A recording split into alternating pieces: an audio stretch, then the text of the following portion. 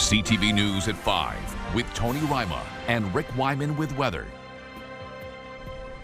Good evening. So glad you could be with us on this Monday, March 9th. A 2-year-old has died after being struck by a vehicle in Robillard Township. Police say the incident took place in a driveway near Englehart Sunday evening. The child was taken to hospital with serious injuries and was later pronounced dead. A collision on Highway 11 has claimed the life of one person and put another in hospital with serious injuries. Around 5:30 Saturday morning, police were called to a multi-vehicle collision on Highway 11 between Red Pine Road and Lookout Road in Smooth Rock Falls. 5 vehicles were involved in the crash, with another 3 vehicles involved in a secondary collision in the area. One person was pronounced dead at the scene and another was taken to hospital with severe but not life-threatening injuries. All right, moving now to the weather. Above zero today and plenty of sunshine. Will these spring-like temperatures last? For more details, let's bring in CTV's Rick Wyman. Rick. It all depends who you listen to, because there are rumors right now. I'm not going to reinforce those rumors, but we may get a little snow this week, Tony. I can't say how much right now. I need the numbers. I'll have to authenticate those numbers and verify those before I'll make them public. Your systems map, courtesy of CAA. Get your membership today at caa.ca. Yes, here come the bands of precipitation into the northeast. We'll have some further details in the 5-day forecast. It's going to be an iffy week, a little bit of mixed precipitation, some flurries, and a lot more. But I'll get into those numbers and a lot more coming up with the 5-day forecast. We survived the rain. We didn't build the ark on the weekend, but we did have some nice sunshine. So kind of a playoff there, Tony. Glad you enjoyed the weather. Back to you.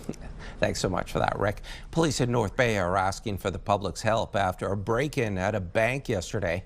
Police say around 2 a.m., 2 suspects attempted to break into a financial institution in the 300 block of Lakeshore Drive. Surveillance cameras captured these images of the suspects.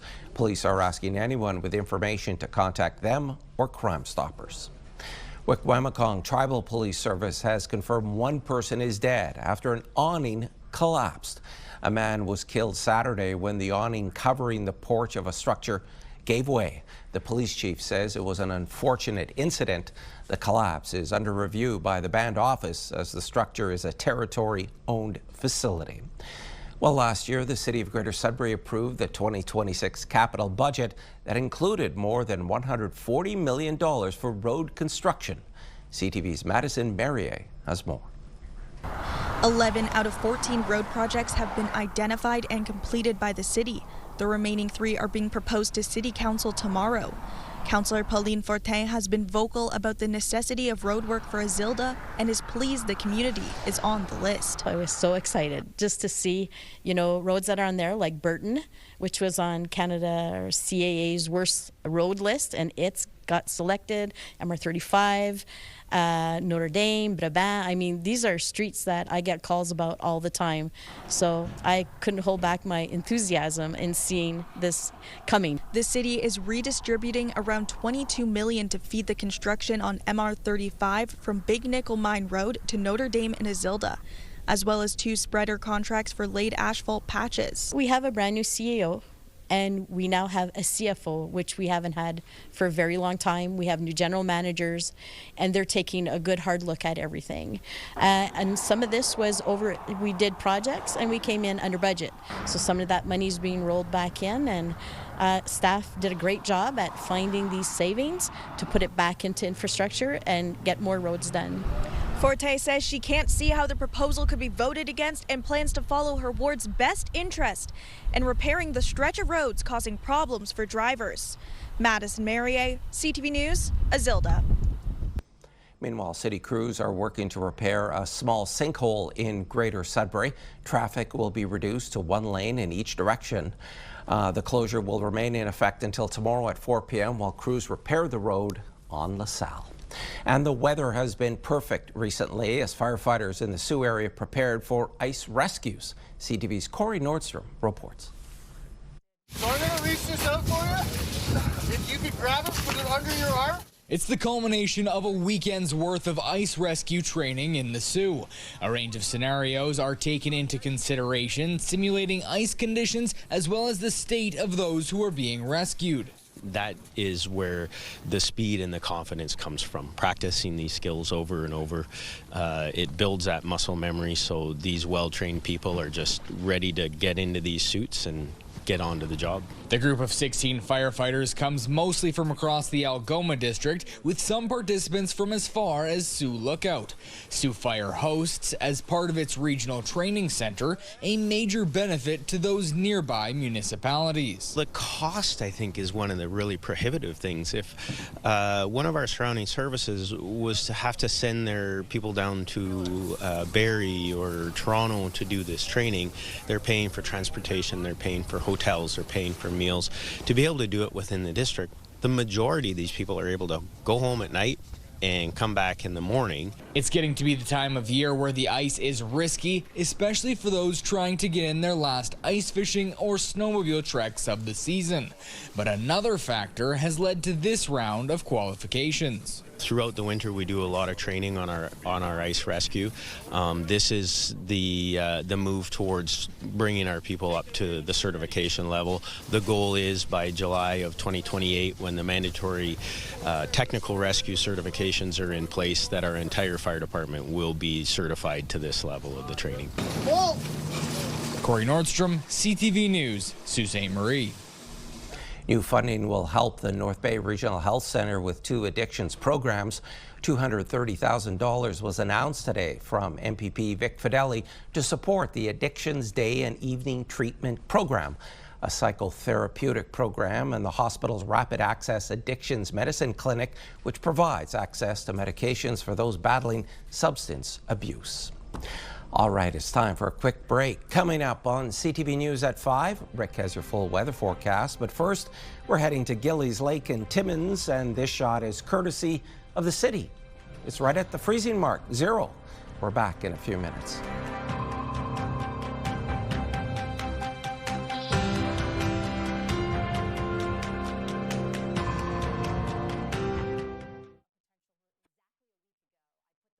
When you see it happen, send it to CTV News. Text 10400 from your screen to ours. Text 10400. Mixed precipitation coming to some areas of northeastern Ontario. Parry Sound, for instance, beginning tomorrow night. Freezing rain warning as issued by Environment Canada. We'll have further details on that as they become available. Let's take a look at our systems map right now, our forecast radar. Here is the system by early tomorrow morning. Some snow, light snow in some areas, no appreciable precipitation. Then things change over by Wednesday. So again, we've got more rain. Freezing rain, drizzle, more to the south than to the north, and some snow in the north. Let's check out those 5-day numbers now. Snow tomorrow, some light snow, -1 in Greater Sudbury. 60% chance of snow on Wednesday, -3 on Thursday. Some sun and cloud, chance of snow on Friday at -4. And Saturday, some cloud cover, -5. Also snow in the forecast for Sunday, but that's next Sunday. But take a look at the temperatures favorable for this time of the year. Not quite like today, though. Sault Ste. Marie, Algoma, chance of snow tomorrow at +1, -3 on Wednesday, chance of flurries at 60%. Thursday, sun and cloud, -3, and the chance of snow 60% as well. Friday at -2, -4 Saturday, cloud cover and snow in the forecast for Sunday for the look ahead. Timmins, Cochrane, Kapuskasing, chance of flurries for tomorrow, -8. Things are cooler, much cooler in the Timmins area. Chance of flurries Wednesday, -7, -7 again on Thursday. Chance of flurries on Friday at -6 and -7. Cloud cover Saturday and snow on Sunday, but the overnight conditions have certainly dropped, -13, -16 and -18 degrees. Here we go now with Temiskaming Shores and Kirkland Lake. Chance of snow tomorrow, -5. Again, chance of snow at 60% Wednesday, -5, -5 on Thursday. Chance of flurries. And again, the chance of snow Friday, -4. Looks like a white week in Temiskaming Shores and Kirkland Lake. And -5 Saturday, some cloud cover, more snow coming up on Sunday. Your overnight temperatures -8, -12, -15 and -16 over the course of the next few days. North Bay, West Nipissing, chance of snow tomorrow -1, chance of snow Wednesday 60% -3, -3 Thursday, cloud cover, chance of snow Friday -4. Again, the clouds roll in Saturday -5 and snow in the forecast for next Sunday. Tony, how do you like them apples? It's going to be an interesting week with freezing rain conditions, freezing drizzle, some drizzle, and of course that dreaded 4-letter word, we call it snow. Back to you. Yeah, don't like it at all. Thanks, Rick. The Rotary Club of North Bay honored more than a dozen students today. The youngsters are from North Bay, Sturgeon Falls, Mattawa, and South River. That story from CTV's Eric Tashner. When she's not hanging out with friends or studying, Eve Baudry volunteers with Special Olympic athletes. It's so fun to get to, make sure everybody has an opportunity to play no matter what the sport or no matter who is playing. She's one of more than a dozen students the Rotary Club is recognizing with a Great Student Award for their selfless acts of volunteering at functions and events. Students are often overlooked as volunteers within our community and for all the amazing things that they do. And the reality is that they are out there doing great work each and every day. I lived in Sudbury before, where I volunteered at the public library with the arts program for the kids. I've met a lot of great people, and I think I found the right crowd to be friends with. Maverick Paul has racked up over 380 volunteer service hours. I love to volunteer at the Y. That's currently where I'm employed, but I like to stay after my shift to help work with vulnerable and people who just need more one-on-one. Rotary International's motto is service above self. Club officials say they try to instill the philosophy of unselfish volunteer service in both members and the community. That happens in every single school in our city and our district. I think that you will find parents and educators are absolutely encouraging students to give to others. The local Rotary Club started recognizing students 25 years ago. Along with a certificate, each will have their name added to their school's Rotary plaque to inspire others. It is super important. It gives you life skills, not only for future employment, but to make you a better person as a whole. It makes you a well-rounded individual. Eric Tashner, CTV News, North Bay. The City of North Bay has launched a municipal dashboard. It's on the city's website and allows you to track things like community statistics. It also shows people how the city and its officials are measuring North Bay's progress. Believed to be the first of its kind in our region, the Deputy Mayor is hopeful this will give residents some insight as to what's happening at City Hall. End up with a couple of questions that they might have, and they can always reach out to a member of council, they can reach out to staff, they can even submit feedback. I've already spoken to a few folks who were looking at it saying, this is a great start. Next, I would love to see, and then they would give me, their wish list of where they would like to see this KPI measurement dashboard go. According to the dashboard, it's best viewed on a computer in a web browser, but it is also compatible with tablets and mobile devices. Key performance indicators will be updated by the city. Laurentian University received a $250,000 gift today.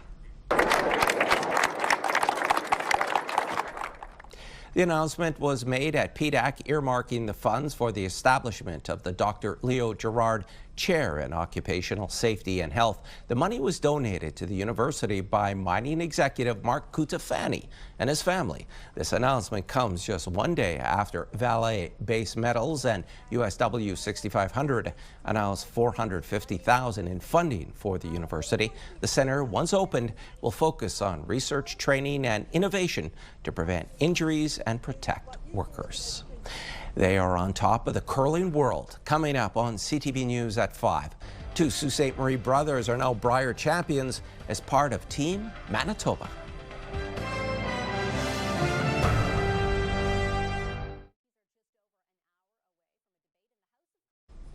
Two Sault Ste. Marie curlers are on top of the Canadian curling world after winning the men's title last night.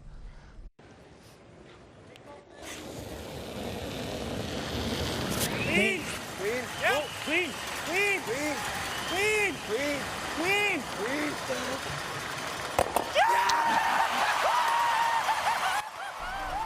Matt Dunstone of Team Manitoba defeated Kevin Cooey of Alberta 6-3 to capture the crown. EJ Harnden and his brother Ryan, both of the Sioux, are heading to Worlds later this month in Utah. This is EJ Harnden's last year of competitive curling By the way, the spare on Team Dunstone is Jacob Horgan, a Sudbury native. It's time for our weekend wrap-up in the Ontario Hockey League. The Sudbury Wolves opened the weekend with a 5-2 victory over the visiting Oshawa Generals, while the Sioux Greyhounds had a rough start to the weekend, being shut out 3-0 by the Rangers in Kitchener Friday night. The Hounds would rebound Saturday, shutting out the Guelph Storm 2-0. The North Bay Battalion were in Barrie Saturday night, where they were only able to capitalize when they had the man advantage. The Colts win 5-2. Sunday, the troops would be back on home ice against the Sudbury Wolves. Here's Cam Warren, far side, one-timer, scores! Liram Amadovsky rifles that one past Frasca to get the troops on the board.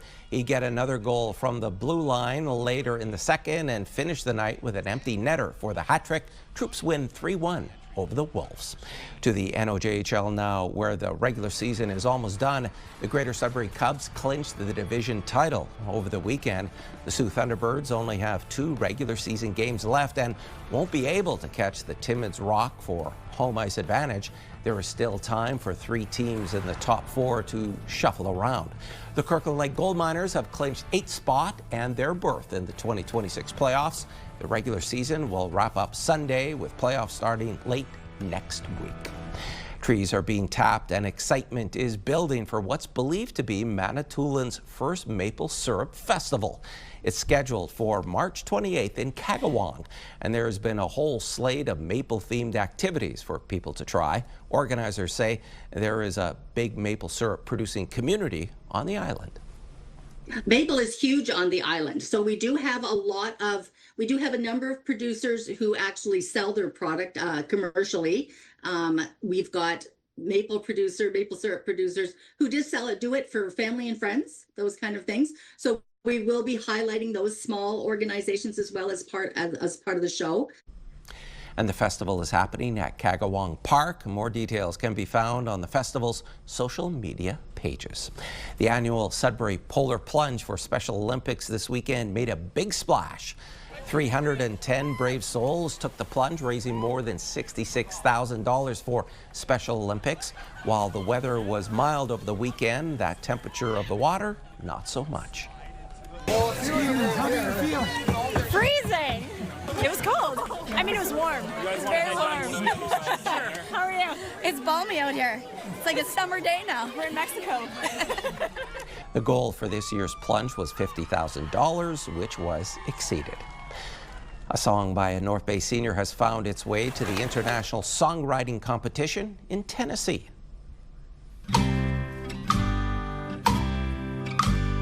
Being a boomer ain't bad. Can't remember enough to be sad. Stan French's Being a Boomer Ain't Bad qualified for the semifinals in the comedy novelty category. The song will now be judged by artists and music industry executives. The grand prize is $25,000 US, and if he wins, French promises to donate to One Kid's Place, the Alzheimer's Society, and the Victorian Order of Nurses Smile program. They're really happy because it's increased the awareness of what they do. The whole idea is that when you're a boomer, you have a chance to be in your second childhood. So you get to play, you get to do things you want to do. So the song is actually written very similar to what a children's song is written. Last year, French, with the help of his boomer bandmates, recorded a music video for the song where royalties are donated to charities. The song is on our website, CTV News Northern Ontario.ca. Pure Country Catch-Up. When we return, we see what Josh and Coop are up to. You're watching First at 5.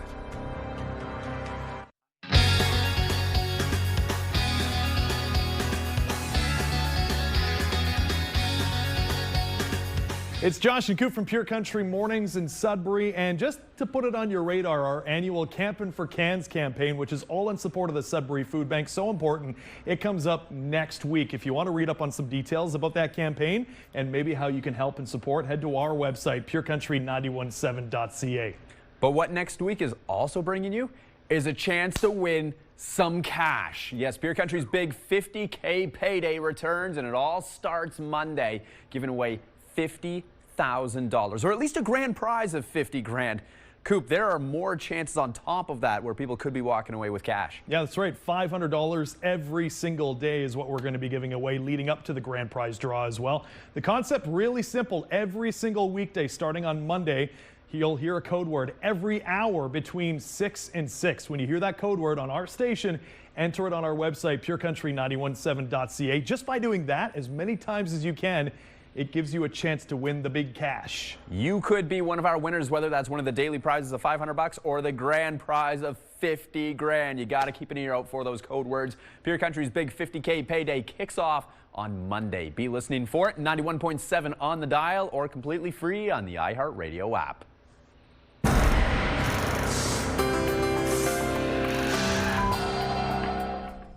Our first community close-up comes to us from Timmins. Todd Rowlands of Temiskaming, Quebec, was in the city with a heart of gold on the weekend and took this photograph of the snowcross event. Thanks so much, Todd.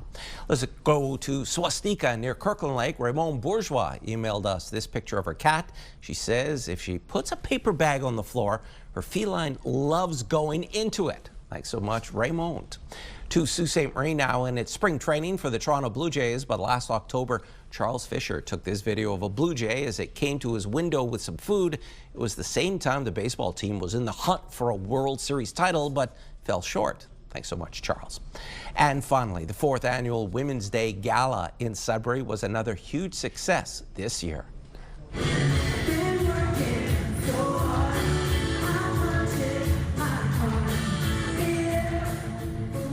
Everyone was cutting loose on the dance floor, celebrating women and raising much-needed money for the Sudbury Women's Centre. The centre helps women, girls, and gender-diverse people experiencing violence and other challenging life situations. CTV was a proud sponsor of the night, which was emceed by our very own Angela Gemmell and Ian Campbell. And there's more news for the North coming up at 6 o'clock. For now, continue watching as we hand things over to CTV National News.